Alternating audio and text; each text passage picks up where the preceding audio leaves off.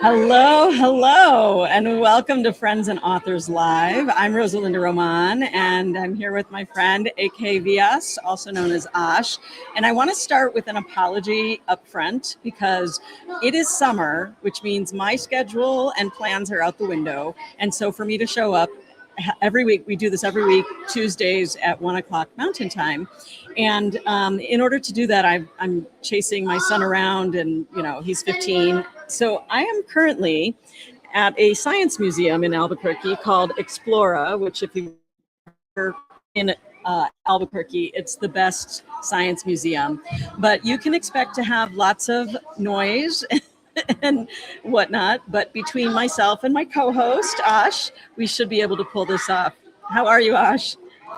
Good, good. It seems to be field trip day because my little one was at a jump house this morning with his class, right? Where they're just jumping on like big like trampolines or whatever all the way. So field trip Yeah, day, I it's guess, on both sides of the it Atlantic. is. Normally, it's kind of a quiet little small children's museum, and they have a teen club. So my son is super happy here. But apparently, it is field trip day because there's like hundreds of kids here today. So it will be noisy, but I think it's worth it still because we have a special guest. One of our all-time favorite guests is back. And so without further ado, I want to introduce Danny King. He is our resident expert tech wizard. Hi, Danny. Hello. And I will say that Danny and Ash are both currently in Germany, right? That's right. And as you can probably see, we're getting close to the summer solstice, so the sun's like cutting through my apartment, even though it's past 9 o'clock. Right. So I just had a whole table of kids come sit near me. So I'm going to let Ash introduce or reintroduce Danny because we have had Danny on the show before. And it's always, by the way, Danny, always one of our most highly rated shows having you here because you know so Thanks. many things that most of us don't know. And you're also incredibly generous with your time and attention and help us that don't know learn. So I really appreciate you very much. But now I'm going to mute myself. Okay.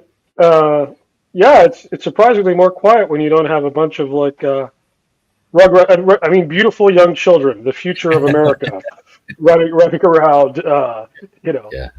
learning about science. So that's somewhat appropriate because we're going to talk. This is a technology episode, and we have our tech wizard, Danny King. So welcome, Danny, and thank you for coming back. Very, And very. so we're gonna let Danny talk about a couple of things. We're gonna talk about GEO, which is a topic we've touched on the past few shows, which is generative engine optimization, which is the way that your books are discovered these days. Which it's changed rapidly, even in the past 6 months. And Danny was very helpful to me in that regard. And then he's going to talk to you about some other features and apps that could be useful for authors. And then he's probably going to talk about something to watch for with AI. There's if you talk about AI, it's very polarizing. There's people who love it, and then there's people who think it's what is it, the church lady like Satan? Exactly right. So That would be me. I'd be like, Satan? exactly. So most of us are somewhere in the middle, but it should hopefully make for an interesting show. So I'll lead off, and once again, a lot of this is as a result of the quality interactions we had at conferences. And Danny and I, as friends and authors here in Cologne, Rosalinda and I were fortunate enough to be at the publishing show in Ireland in Dublin in April, and one of the talks there was on author websites and how you can augment and change your website to increase your visibility, especially with some of the technological changes for potential readers and searches on Google. So, and Danny and I were talking about that. And Danny, of course, I think he showed us before. He built his own website So I asked him, I said, hey, if you have some free time, is it possible for you to look at my author website, maybe revamp it a bit and try to make it more GEO search friendly?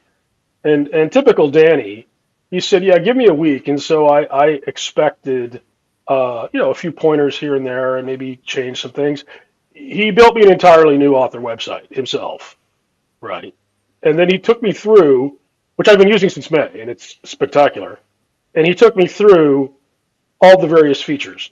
So I'll let Danny Yeah, explain can it I? because I'm going to let me pull up that website. Do you want me to pull it up now or wait till later? sure, I'll just say that I didn't even understand how a lot of the features worked until Danny explained them to me, but my book sales are up, so something's working. All right, let me pull up Hopefully. that website first of all. First of all, hi, Danny. And do you want to say anything about that, what he said? Well, yeah, I don't know what to say. It's always incredibly flattering being around you guys anyway. But yeah, really appreciate it. And I think as for myself, like I am just I am a tech person at heart, but I am an author who likes to solve my own problems with tech, like as I run into them. So um, naturally, if I have friends who you know are thinking along the same things or presenting problems that I can easily solve, um, then yeah, glad to help out. Okay, but to be fair, Danny, you are an author who likes tech. But what is your official day job position? Well, yeah, so I actually work with a Christian NGO here in Cologne. So I work within several churches, at helping the churches to be more active within the communities that they are a part of, which has nothing to do with tech, I realize. But I'm transitioning actually as I move back to the US. I will transition into an IT role, IT based role. Yeah, but that's a Yeah. little bit in the future.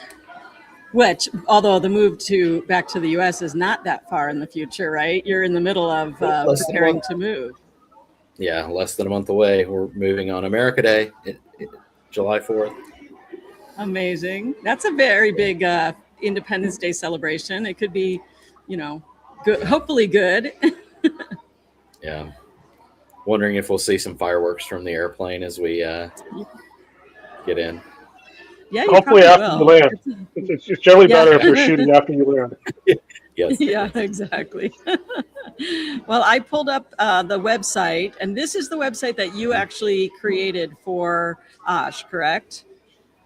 Yeah. So he generated most of the images that he wanted to use, but um, the website, like, it just has a one solid punch landing page. So it you know what it's about basically, and then kind of the top ribbon that everyone has, um, and the different links, all that little stuff on the right. But if you can go into the eagle feather. One of the things about GEO is that SEO was all about um, links and keywords and a lot of other things like that. But generative AI is all about language and natural language and how you use language. And so if you click on the eagle feather book,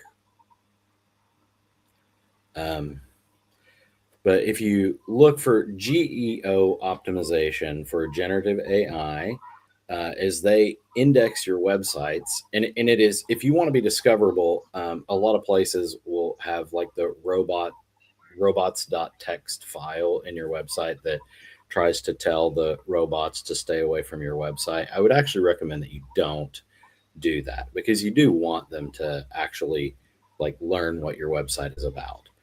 Um, but if you go up a little bit, it starts with a book blurb. So the generative AI actually begins to, because people are going to be using, people still use Google, and Google is basically Gemini now. Um, And so even when you search, you're going to be interacting. If you're not going to Chat GPT to search or something, even if you just try and Google search, you're still going to be searching with the Gemini. So you give a good blurb. The book blurb has always been there, but if you scroll down a little bit, and these are actually recommendations that I used based on Gemini, like asking Gemini, like, what are some of the things that are good for GEO? What are some of the things that you can do? And so the perfect for, it gives you context for how people are going to do it. Like if you want to be immersed in a book, if you want to unplug, like even the middle unplugging reading, like if somebody goes in and they say, I'm going to, be at the beach for a few days and I want a really good book. Like you literally just gave it context there of why it might recommend your book into that. Or if you look at the section below that, you're attaching your name to these other authors that you can see. And so the generative AI also learns to classify you according to those things. So it's a mix of giving something for readers to see, but it also is something with generative AI that Gemini is going to classify these things and then associate them for you, or make those associations for you. So GEO is all about helping that, not through keywords, but with language through associations.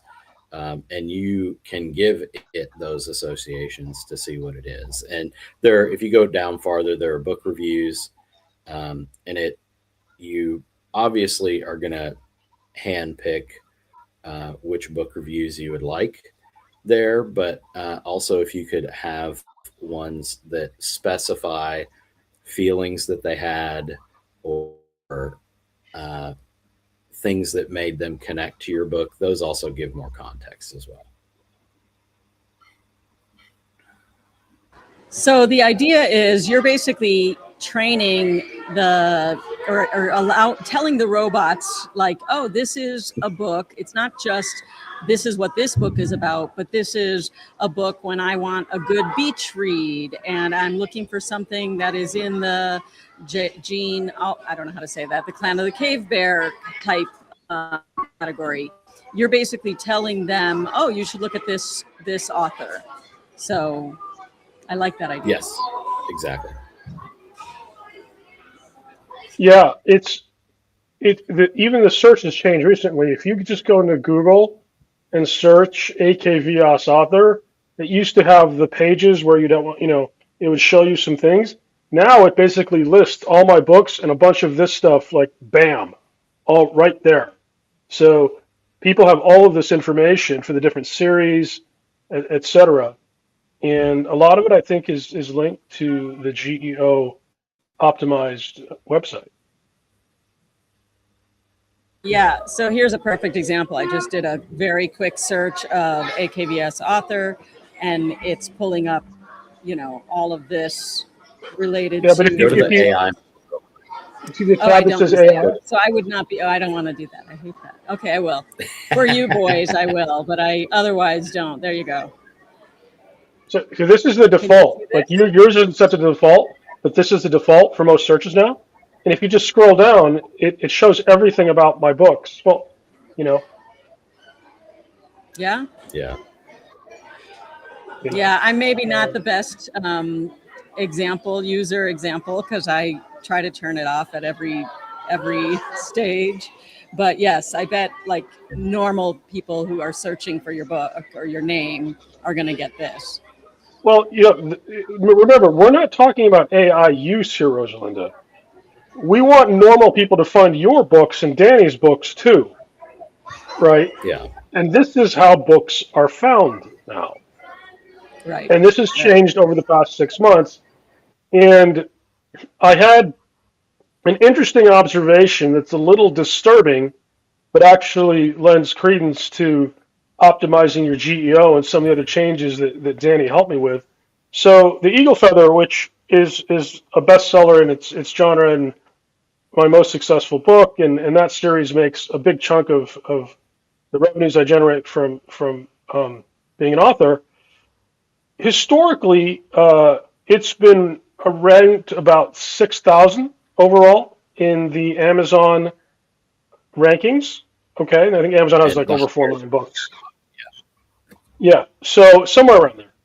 In the past couple of months, with all these changes and the website and some other stuff and changes we've made, I've sold more books than I ever have before the past 2 months. And so logically, in the past, when I would run a promo, like if I would sell books for $1 or something, because the Amazon algorithm just cares about the number of books sold every hour. So I would see my ranking drop, into the 3,000s, 2,000s, something like that, temporarily until the book went back to full price. But I haven't done any of that recently. I've left the book at full price. I've just been running Facebook ads, and I've sold more books in the past 2 months. However, my rank fell from 6,000 to 8,000, even though I was making more money than I ever had before and selling more books than I ever had before. And the only explanation I could think of is Amazon is being flooded and inundated with AI books, right? Which yeah, makes it even Which more is true. important. We know that as a fact. Yeah. Right. yeah, So it makes it even more important because remember the rankings only reset hourly. They don't really mean anything. I mean, there are authors who support themselves and have spectacular incomes who are in the thousands. You don't have to be in the top 100 or 1,000. The rank's almost meaningless in that regard. But it was telling to me that wait a minute, I'm selling more books, I'm making more money, and my ranking's actually going. Oh, in the overall Amazon rankings lower, which means there's thousands of more books than there was not that much long ago. So. Um, it's even more important for them to be able to find your book with this flood of AI books, it seems. That makes sense, and it's frustrating because really it's not about any of this. It's just because it's about that person that did end up reading your book and does love your book, but how to get it from having been written and the platform that is hosting it essentially to the actual reader and how challenging that can be. So, And and that and what you're saying is this is a whole new way that they discover your books. and remember what I always keep telling you, which like I told you with the A+ content, Amazon just wants to make money. They don't care if you sell your book, right? So if people, I mean, I'm sure Amazon is trying to curb this because ultimately it dampens the reader experience. But if someone someone publishes a poor quality AI book and it sells 15 copies until people figure out it's junk, well, Amazon still makes that money, right? So uh, I do think they're going to take steps, and they are taking steps to curb this flood because overall, readers need a dependable place to shop for quality books. But Amazon's not currently, they're not vested in me or you or Danny. They're vested in themselves, and you just have to be aware of that. Which so that is why Danny, you helped Ash overhaul his website, and I would love it if you would talk about kind of how you do that. Like that's a business that you're doing now, right? You're helping other yeah. authors overhaul their website so that they can get discovered. Also, their books can be discovered. Yeah. So whether it's designing a new website or overhauling a website, I have started my own website. It's called the Author Forge. It is theauthorforge.com. And um, it's like I said, I am a tech nerd from way back. Um, and so I've always been able to do kind of things like this. And then um, doing the website for Osh, he even kind of is maybe the one that recommended some of this, but realizing like how quickly I could do it, that maybe I could also do it for other people. So a lot of what is in there right now, it's all placeholders to wait until I get some actual, like I've made a website for Osh, and I have another author friend that I'm currently making a website for. And So if you go to theauthorforge.com/start, there's actually a page there that if you are interested in whether it's having your website migrated or having your website revamped, if you need a brand new website, you can go there. And if you look at the where it says copy link, it's that each person that loads it, you're going to get a individualized link. And if you haven't filled all of it out yet, if you just copy that link and then save it, you can paste it in later and fill the rest out after you think about it or get more details or whatever. But I tried to make it pretty extensive to get people's opinions, because I can design websites for people, but in the end, it's going to kind of also have to be based on what you want or expect as an author for your website to look like. So this is designed to kind of start that back and forth on a better, knowledgeable thing for me. And then as that, I would also like to offer a special deal for your viewers that for the first 10 people that might be interested. I think websites usually cost about $1,000, and I'd be willing to do the first 10 for 600.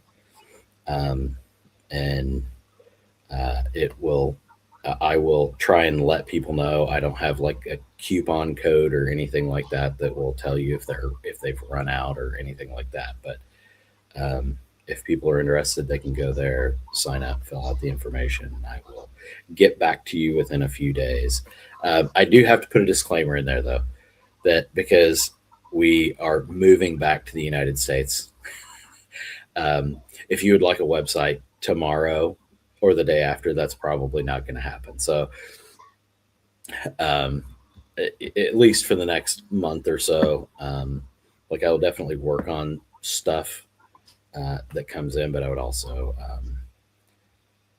like to say that I have a lot of busy things going on right now, trying to right, which is fair. Yeah, I mean, I think that the bottom line is you're very quick, but you're also in the middle of a move, which anyone who's ever moved knows that takes time. So just to reiterate what you just said, if someone wants to go to this to get your awesome offer, which is $600 to do their website, which you saw Asha's website, it's spectacular.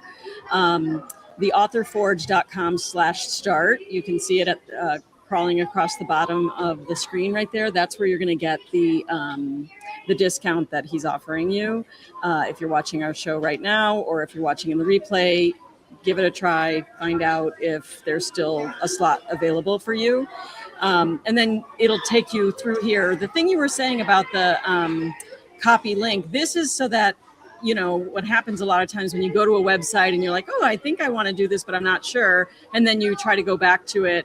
It starts you all over at square one. Well, you can copy this link, and Danny set it up so that, you know, if you leave and come back, it'll get you back to where you were, right? Yeah, it should have all your information there still, which is great. So, awesome. So Danny, a couple of questions. Once you're settled next month back in Tennessee, if someone wanted a website built, how long would it take you to deliver a new website for someone? For comfort, I would say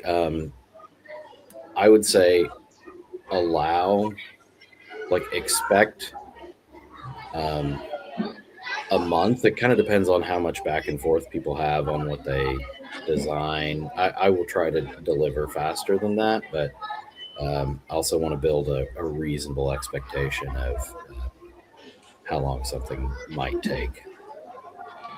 Okay. But like if I do something and then you want this changed and you want this changed before everything goes live, and it depends on a lot of different things. How many books do you have? Do you have a newsletter that you want integrated?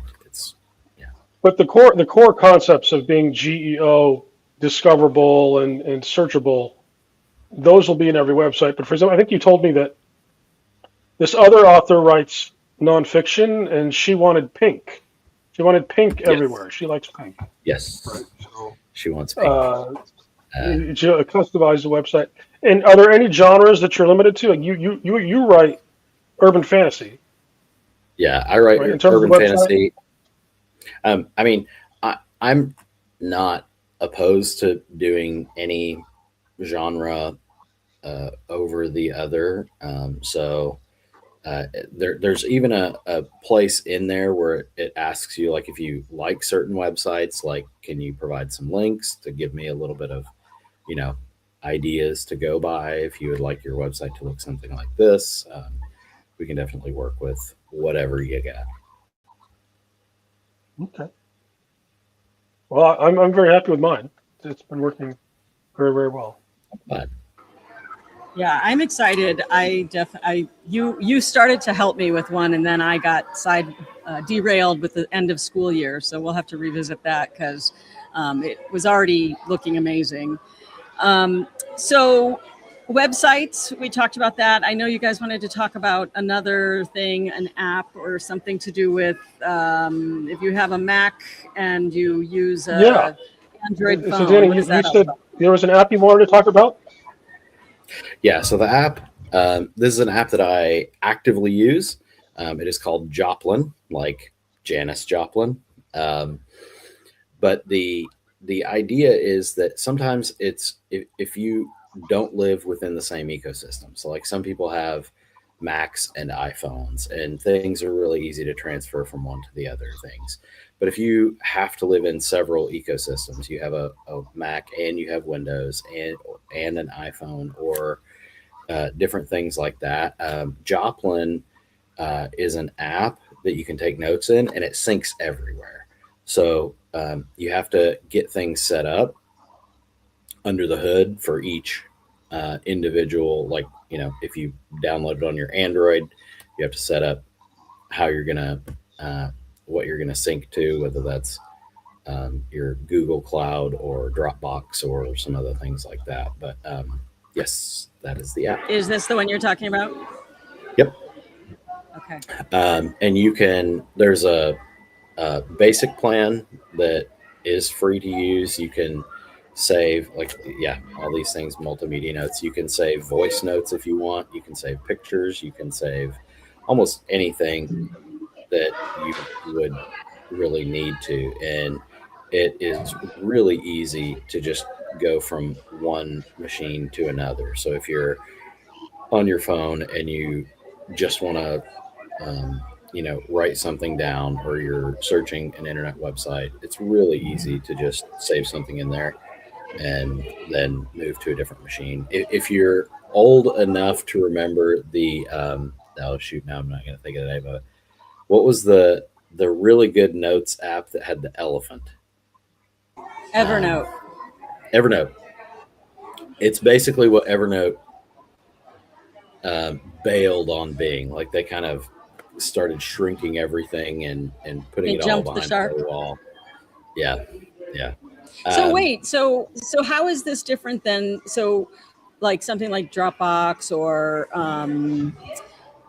what is the other one like Google Cloud or something like that? What do you like about this differently than something like that?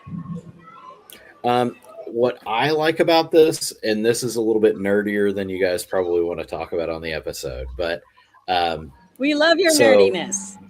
yeah. Um, so all of these things that you've talked about so far are like cloud hosted. So if you're on Dropbox, if you're on Google Drive, they're cloud hosted. But I actually host mine locally, so all of my notes never touch somebody else's server somewhere. Um, and anybody who their videos online that will help you do that. If that's what you want to do, you need a computer that's kind of always on in the background somewhere. Um, but that's one of the reasons why I do it, is because I don't want to share my notes with other things. Um, I, even though I am pro AI and pro tech and some of the things like that, this has a lot to do with living in Germany, but it definitely, like, data privacy here. And when you hear about the privacy that you don't have in the US, like, I just want all of my data to live with me, not with other people. You're speaking my language. Yeah, I ever since, because I actually used to always be at the forefront of all the tech, and then I remember distinctly the day that I was working with my team, and I was working with a file in my Dropbox, which I've had.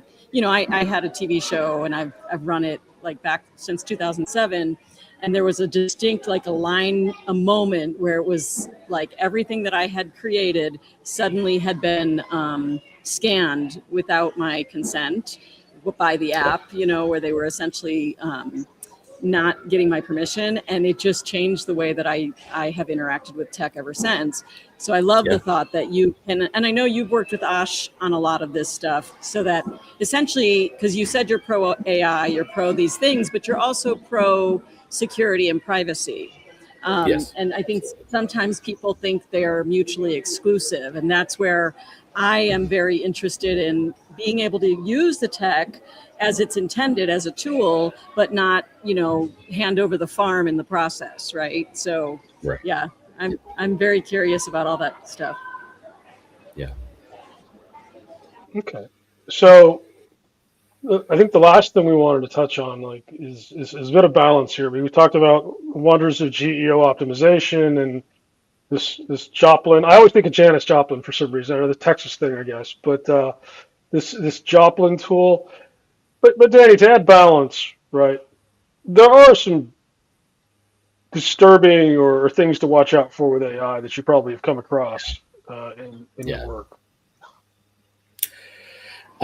Yeah, there are several things that I would say. I would say, like, if you really want to go with disturbing, I think some of the things that I mean, people are talking about that. This doesn't just affect authors; this affects everybody. But as authors, like, AI can steal your voice. Like, if people if people like how you write, train your books, they can feed a bunch of books of your books into AI and basically kind of steal your author voice. Or there are even apps now that are AI models that can you can train other people's actual voice, so it can steal your actual voice and be used other places. But one of the things not so disturbing is um, I I would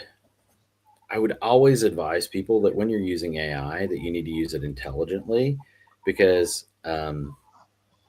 Ash and I were talking earlier today, and I did read one study. I can't remember the university. I'll go look it up at some point and maybe provide it to you. You can put it in the notes. But they said that AI is, if you're asking it for a creative solution to something, it is only as good as 8 friends, like asking 8 of your friends.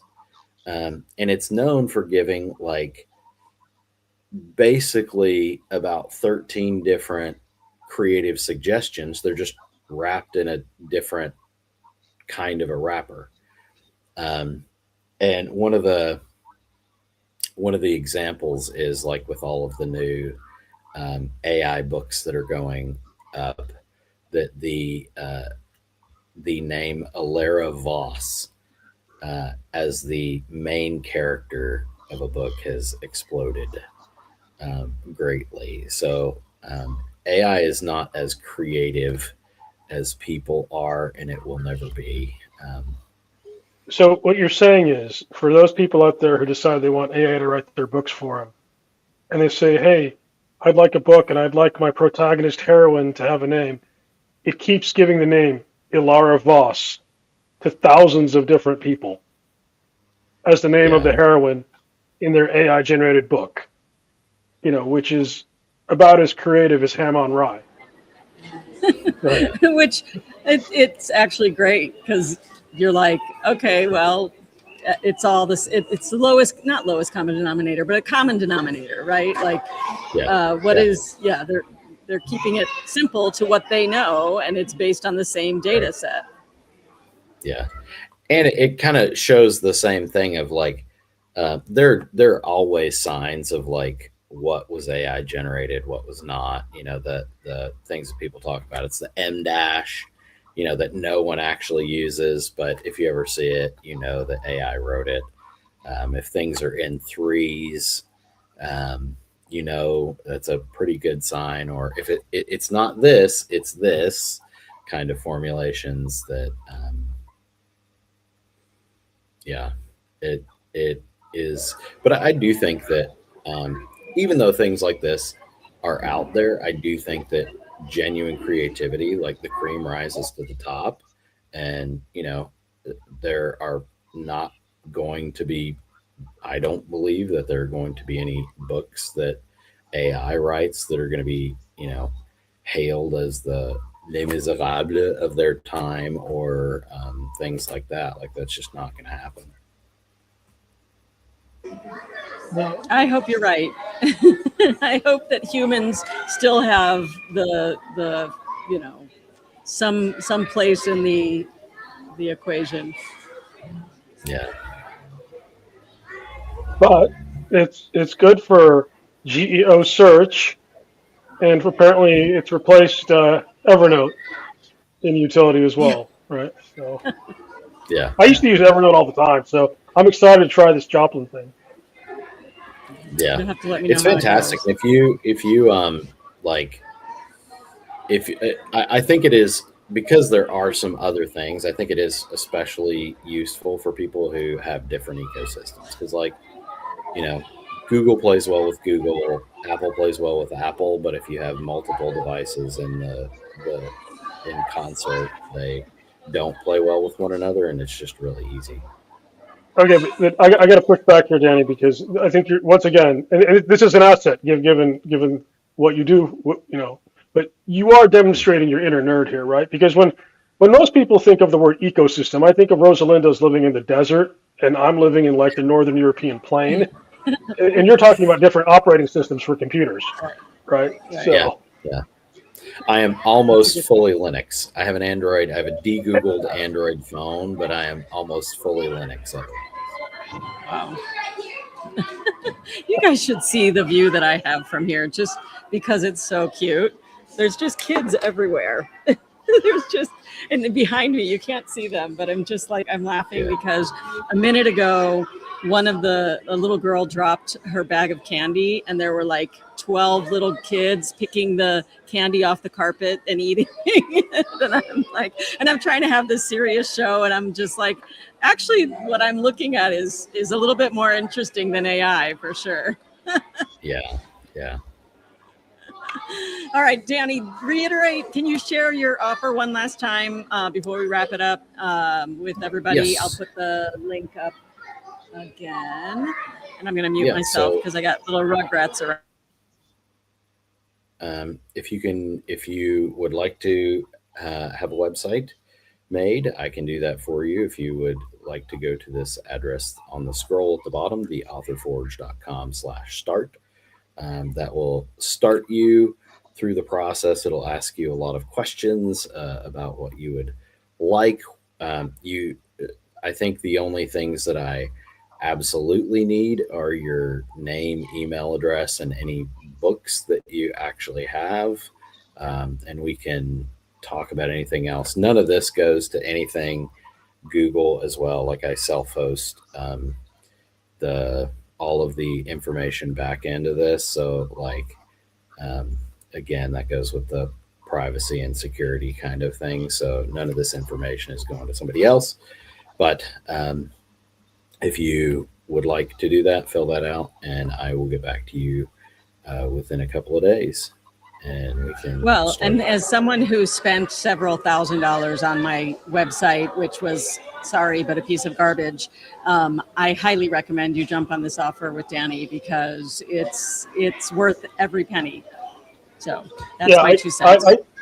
I would definitely agree. I've been using it for 2 months. It's been spectacular, and I think there's something to be said for a fellow author who's tech savvy. Basically, he designed, I think, your first website for yourself, and then you started Yeah. helping your friends, and now, uh, given how wonderful this is versus the quality of some author websites I've seen, this is a spectacular opportunity. Yeah. Well, thank you very much. Yeah, Thank you thanks for for the. being here. Sorry, I interrupted you. No. That's fine. Awesome. All right, I'm going to wrap it up and go do some science experiments. Hopefully, not on some kids. Not on some kids, although some of them, yeah, I don't know, maybe. No, that's what teenagers are for. All right, guys. Yeah. This is Friends and Authors Live. We'll see you all next Tuesday. And in the meanwhile, go get your website built by Danny. And thanks for being here. Bye, everyone. All right. Bye.